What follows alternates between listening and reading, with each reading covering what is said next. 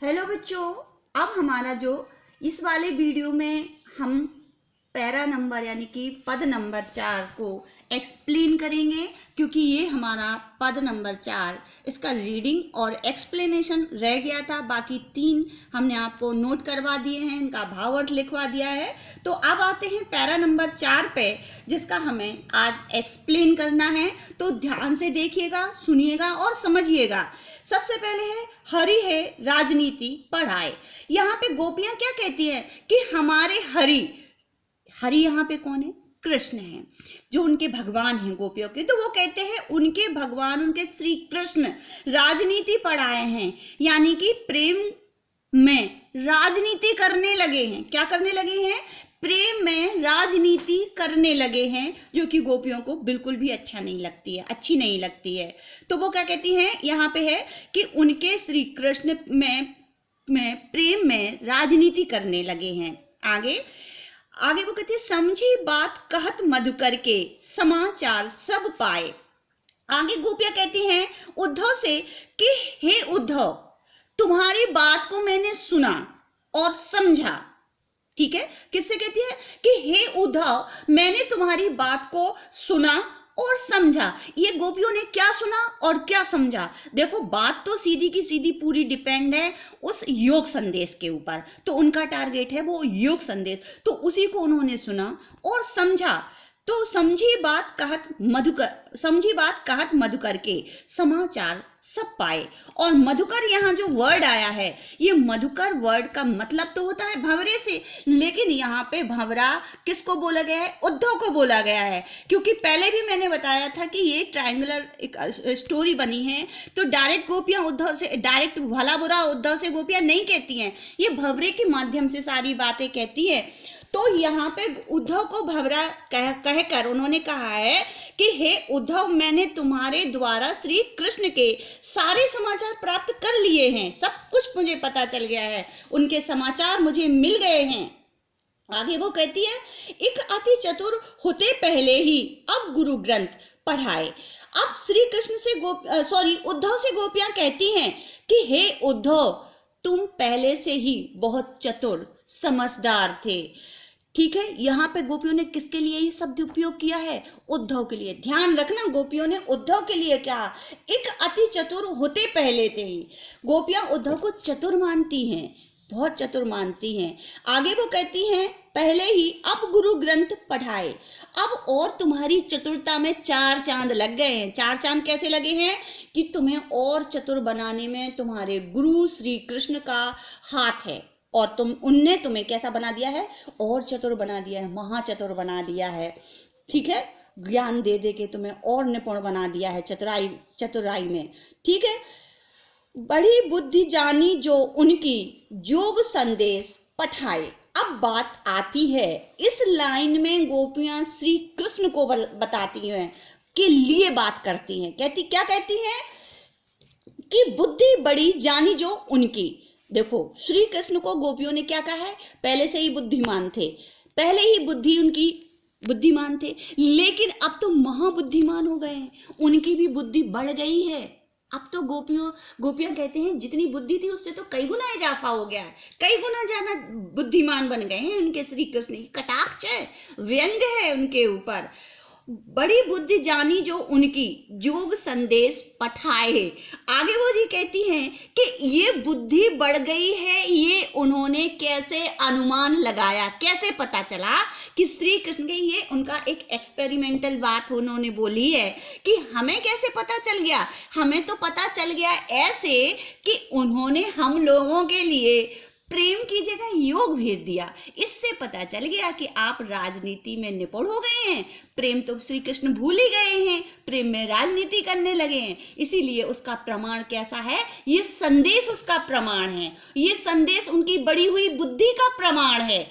तो ये सब चीजें, उनकी बुद्धि बढ़ गई है, ये संदेश उस बात का प्रमाण है कि उनके श्री कृष्ण अब बुद्धिमान से भी महाबुद्धिमान हो गए हैं।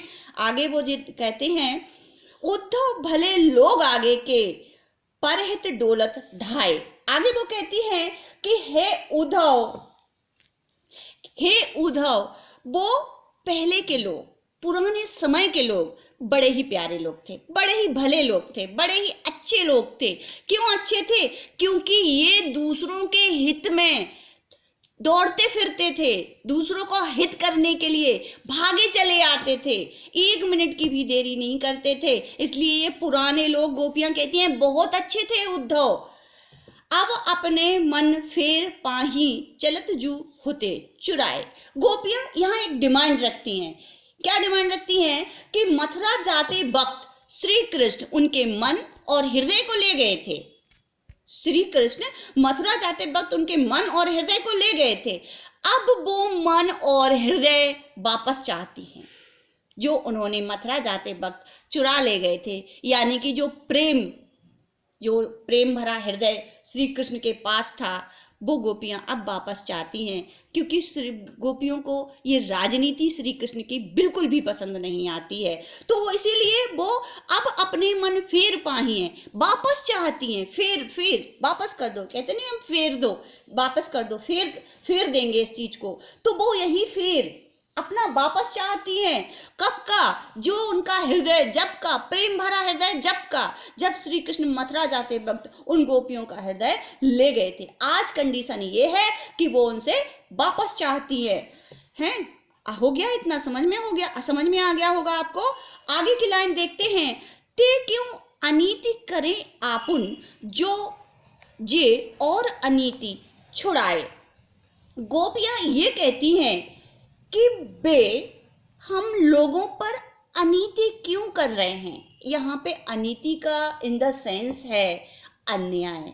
अन्याय क्या है? गोपियों पे और कुछ अन्याय नहीं है। ना गोपियां कभी पिटी हैं, ना गोपियां कभी गोपियों से श्री कृष्ण लड़े हैं। इस अन्याय के बारे में तो सोचना ही गलत है। सबसे पहले हमें अन्याय के बारे में सोचना है कि अन्याय था क्या। गोपियों को तो वो योग संदेश ही अन्याय है, वो सबसे बड़ा उनके ऊपर अन्याय हुआ है। जब श्री कृष्ण ने अपना संदेश भेजा कि आप निर्गुण ब्रह्म की उपासना करें, ज्ञान मार्गी हो जाएं, प्रेम मार्ग से ज्ञान मार्गी हुए, ये गोपियों के ऊपर अन्याय था। क्योंकि गोपियां कैसी थी? प्रेम मार्गी थी। यही तो अन्याय वो बर्दाश्त नहीं कर पा रही हो, इसीलिए श्री कृष्ण को ब्लेम कर रही हैं, उनके ऊपर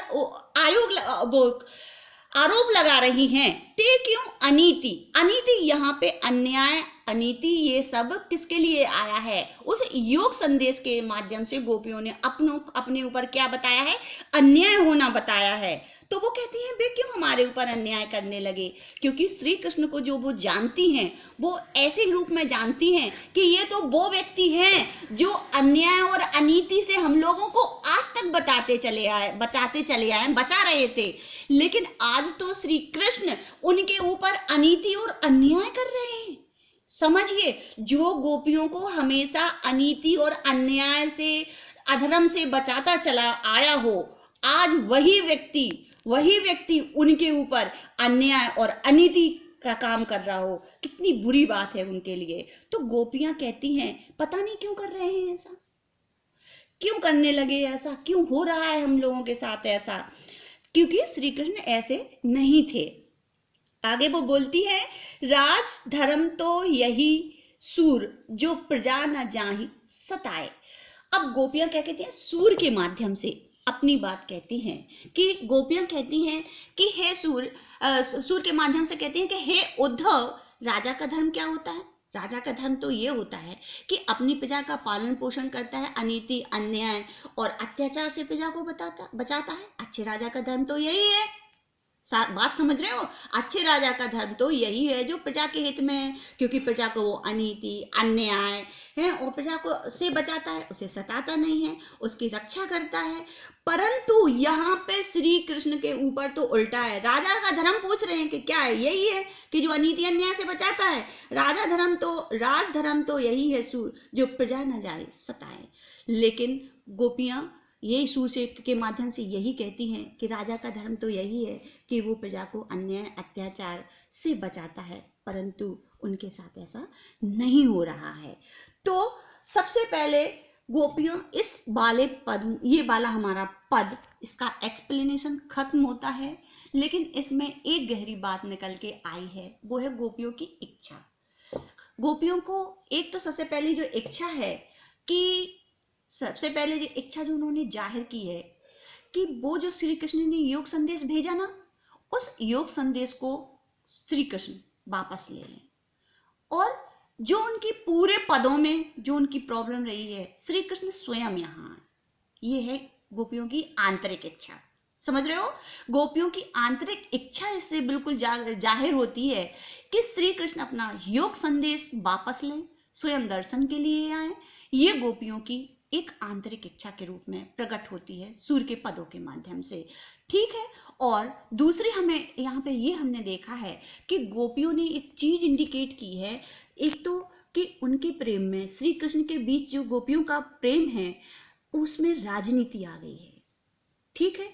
दूसरी बात, उन्होंने एक अपना राजधर्म याद करवाया है, राजा का, सच्चे राजा का, एक अच्छे राजा का राजधर्म याद करवाया है कि प्रजा को वो कैसे पालता है। तो ये 2-3 चीजें निकल के आई हैं, वो हम मतलब देखना है।